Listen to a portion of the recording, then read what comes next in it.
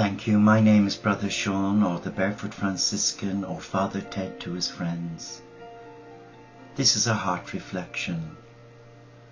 For those of you who may be struggling and wondering what in God's name is happening in our world today. Why are so many beautiful souls lost in a mindset of fear? Something very unusual is occurring on this planet right now, and it's causing major upheavals and maintaining obstacles in everybody's lives. Why is all this happening? Many are blaming it on global warming. What caused global warming? Man's insatiable thirst for success, fueled by greed, materialism, the new God on the block.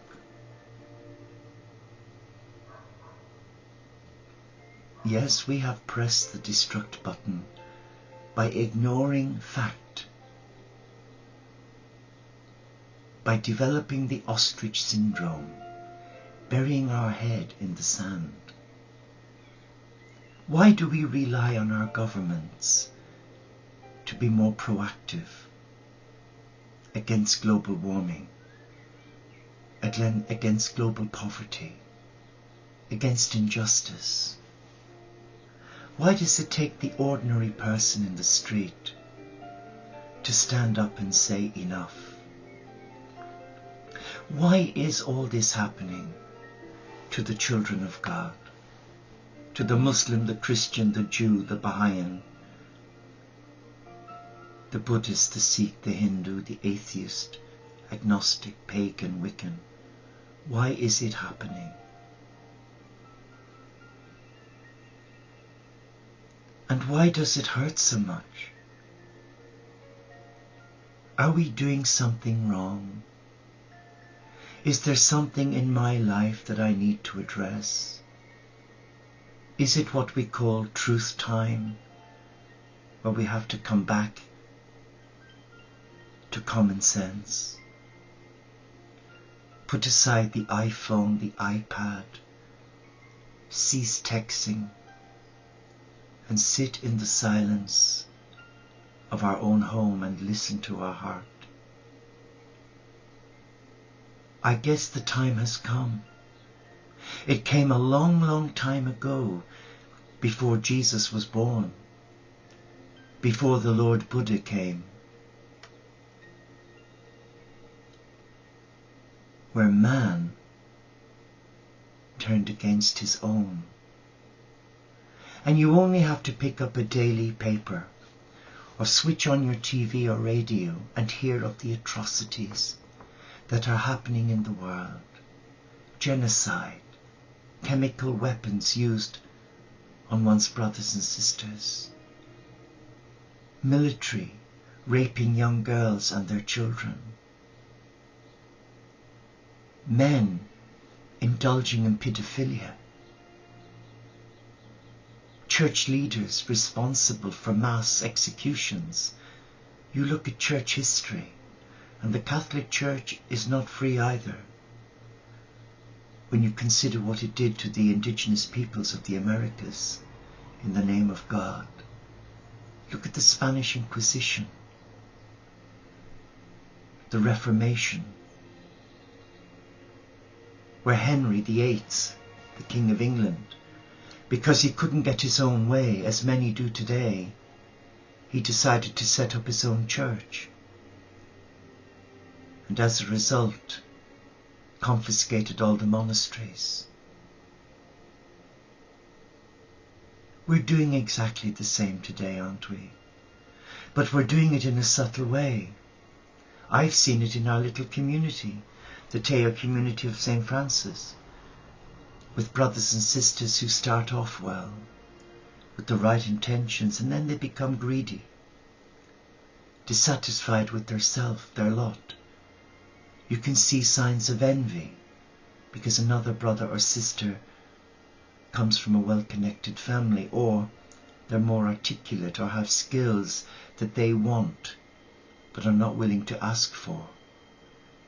You see the resentments, the childish behavior. Religion and religious communities are not exempt from inhumane treatment from one another.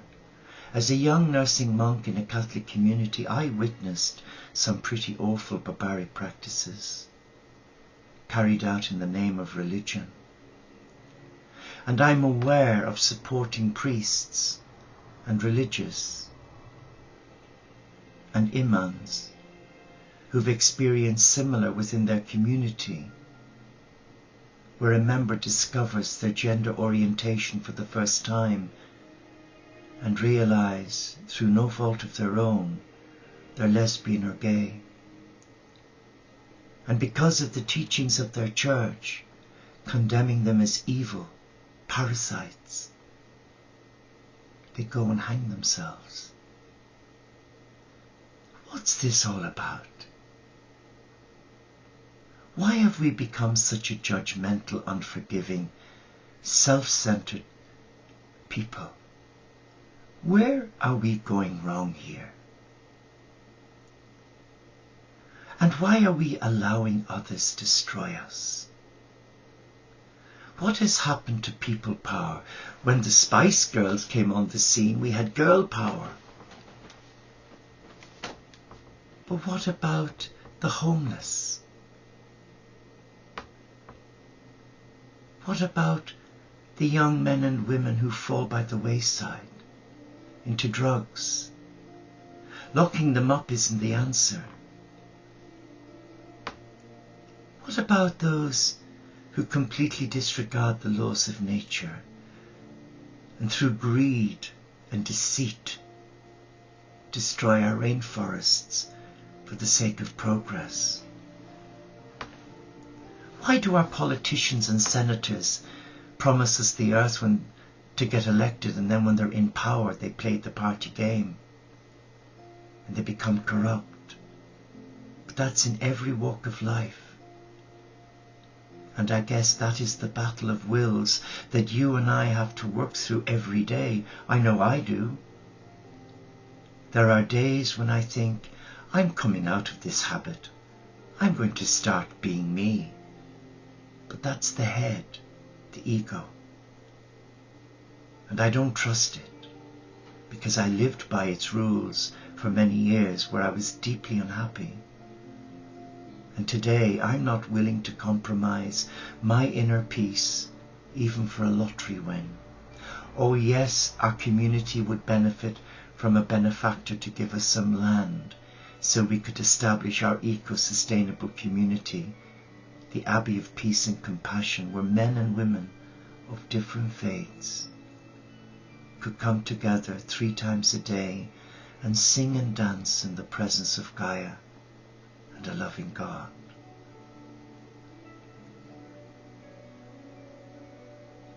Let us come back to our heart. And we can, you and I, can do something powerful by becoming more compassionate to ourselves and to each other. Respectful, forgiving, loving, tolerant, just. By not engaging in tittle-tattle that's destructive. By not living the spiritual life on a whim and fancy, oh, I feel good today. Clutch those pearls, sister. Forget it. Embracing the spiritual path is a journey of love. It's a journey that brings peace. And those who live it and who have found nirvana, the pearl of great price. Others who are influenced by dark energies and entities will try it on and destroy you. I've seen it on Facebook, on Twitter,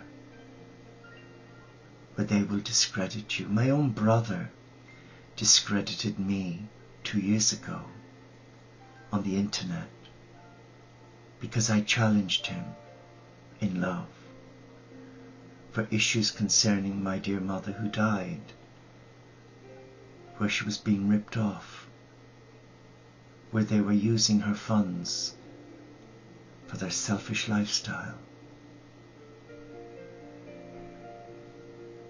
where they were beating her up. And a professional contacted me and told me, was this true? So I began an investigation. My brothers and sisters, some of them contacted me also to say that because I was a nurse and knew the system, would I help them, and I did. But by golly, I paid the price. Where he put me on the internet as a scammer, that I was sacked from nursing for sleeping with patients, something I have never done in my 38 years of nursing, and that I was sacked from the monastery for sleeping with monks. Sure, my best friend of 28 years, I'd never even seen him naked till I washed his body for burial when he died. And as hurtful as that was, to be told that I am a scammer, an evil, bad person, really hit my heart. I was devastated. My head wanted revenge. I wanted to destroy him. But in prayer my heart said, be still. Bless your brother and his wife. Pray for them. And that's what I do. But there are times when I receive emails from people saying, are you the Sean Bradley that's on the internet who's this, that and the other? And then it really hits home. And the evil one tries to deflate me and bring me back to my heel. But I trust in a loving God. I love my brother and sister, but I do not like them. I love my brothers and sisters as God loves us. But those engaged in violent acts, in pedophilia, in deceit and wrongdoing, I do not love them. I love you. But if you choose, like many others, to walk away and ignore the promptings of your heart, your God speaking to you, that is your journey. But remember, if you do walk away, you are still loved. Please take care of you.